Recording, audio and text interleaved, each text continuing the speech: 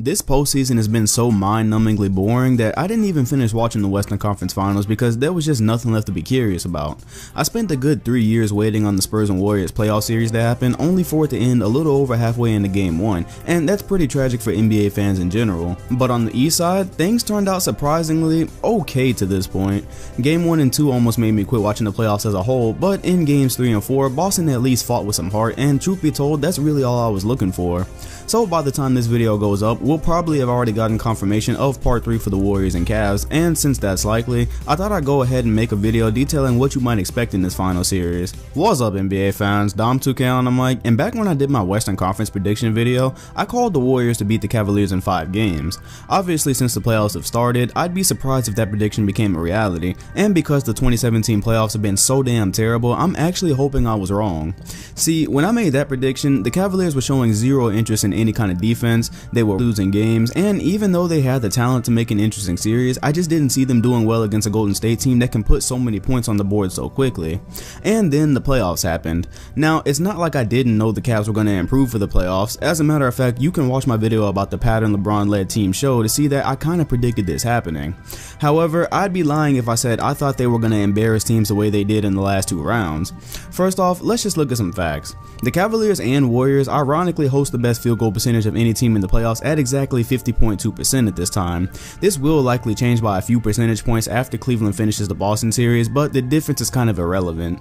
However, Cleveland is leading the playoffs pretty comfortably in 3-point percentage. They've taken more threes than the Warriors, and they've made more threes than them as well, which is important because in a series against them, they'll absolutely have to bomb the long ball enough to stay in games with them, especially if their defense falters. Speaking of defense, that's the one thing that hasn't changed much relative to the gap between the Warriors and Cavs. By all defensive stats in the playoffs, Golden State is still the better team there. However, the Cavs just narrowly edged them in the offensive rating. And when we look at how the key players have been performing, the Cavs' big three looks about the same as it always has. LeBron is leading the charge, and as a whole, he has put up some of the best playoff numbers we've seen from him. Kyrie has come alive, especially in light of his 42-point outing in Game 4 against the Celtics, and then Kevin Love has the lowest averages as usual as he's been relegated to his regular catch and shoot role, which is okay because that's what they need from him, and he's still posting a double-double, so he's doing pretty well this postseason.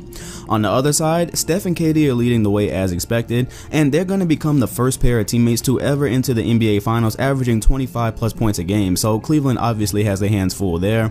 Klay and Draymond are tagging in 14 points per game each. The trouble spot here being that Klay Thompson is only shooting 36% from the 3-point line and 38% from the field overall, so he's really not shooting the ball well. We already know he can be very streaky, and his shooting will likely be an X factor against the Cavs, which is pretty significant because if his shots aren't falling, that changes things quite a bit for the Warriors. So Cleveland has clearly gotten better in the playoffs, so much so that I'm beginning to see people favorite them in a series against the Warriors. And I can understand if you're optimistic about their chances because even I think they're going to put up a better fight than I once predicted. However, you've got to keep in mind that the Cavs have been dominating teams that really aren't even in the same realm as them. The toughest fight they've got out of anybody was the Pacers in round 1 with Paul George, and that's ironically also the only team you could say that they've played with an undisputed superstar on it. And yes, I know before you say it, the Warriors haven't had a hard time at all either, I'm not denying that. But see, the difference is that we watched the Warriors absolutely dominate in the regular season as well. Not only were they ranked both first and second in offense and defense, but they beat teams by an average of 11 points a game. That means on average, they were beating teams by double digits. My point with this is to show you that they didn't come into these playoffs with anything to prove about their dominance. As a matter of fact, they've only improved on it by beating teams by an even bigger average. On the other side, Cleveland came into this playoffs needing to show that they were still this much better than their conference. So yes, they've both had a cakewalk to the finals. I'm not favoring either side with that, but we already knew how dominant the Warriors were. This is important mainly because with the Cavs, we still don't know how they're going to respond the first time a team actually has the firepower to hit them as hard as they've been hitting others.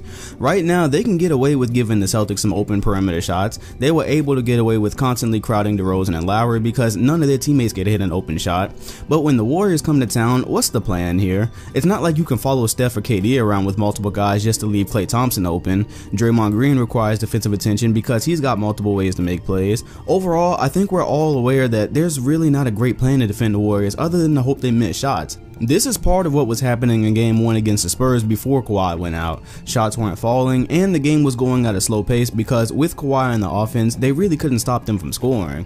This is a pretty obvious key for Cleveland too. A slower pace is going to give them the best chance to win because when the Warriors are in transition stringing together threes and quick transition buckets, you can pretty much forget about a close game. But back to the Spurs game for 1 minute because I know this is going to come up in the comments. Many people took what they saw for 24 minutes in game 1 and immediately took the Warriors off a pedestal because they couldn't figure out the Spurs for that short amount of time.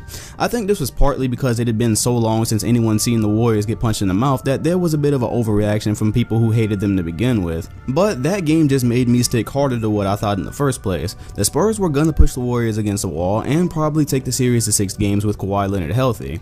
But what it didn't do was make me forget how good the Warriors can be. What you have to take into account is that the Spurs were playing some of their best ball while the Warriors played some of their absolute worst for that first half.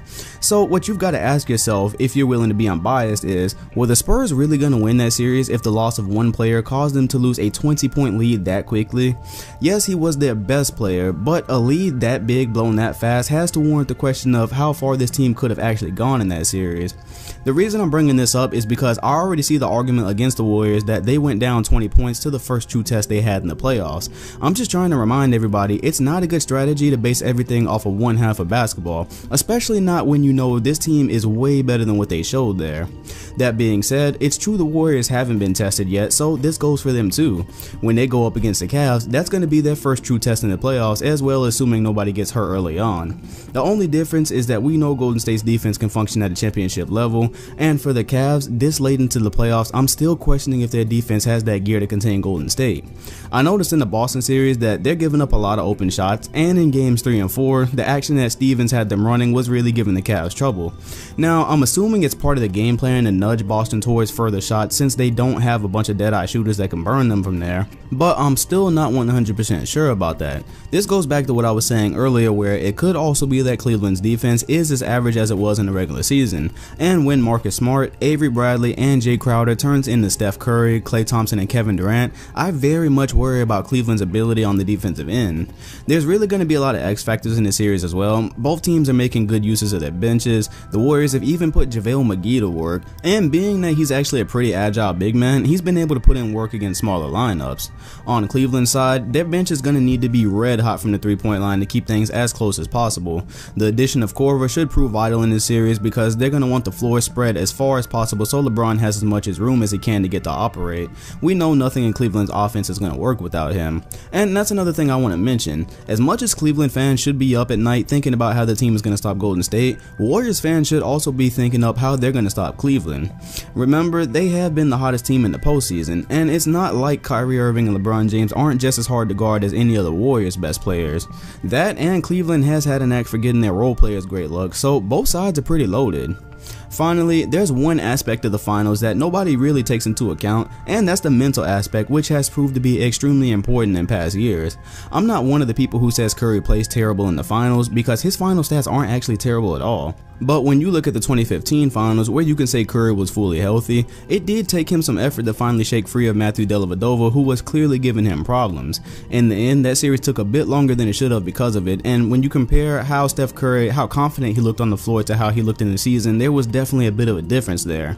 And even though he wasn't 100% physically in the last finals, you have to at least wonder what kind of performance is he going to bring to the table this time around. It's not all about stats, but also about how a player asserts his dominance in the game when his go-to tactics aren't working. And in both of his finals appearances, there's been an uncomfortably long amount of time where he just wasn't contributing that much. Most of the time when LeBron is having a tough game, he's still significantly affecting the defensive end and making plays with his court vision. When Curry's threes aren't falling, especially in a final series against the Cavs, you really just start to wonder where he is.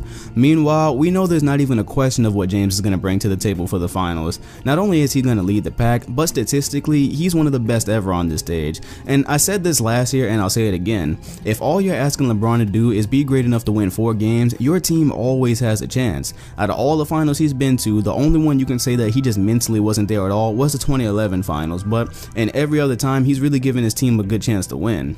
And what about Kevin Kevin Durant. You gotta remember, his performance against Golden State last year in crunch time was a big reason they didn't advance to the finals. And is Draymond Green gonna keep his temper in check? Many would say that his temper cost him their best chance at repeating. But between Curry, Thompson, and Green, they all should be absolutely locked in for this finals after what happened last year. I say they really need multiple championships to erase the pain from that failure. Overall, earlier in the video, I said not only do I think my 5-game prediction is wrong, but I really hope it's wrong, because the NBA sorely needs these finals to be ultra competitive to make up for the rest of this postseason. It's really the worst one I've ever lived through. Truth be told, at full power, both of these rosters seem too talented to go down without a fight.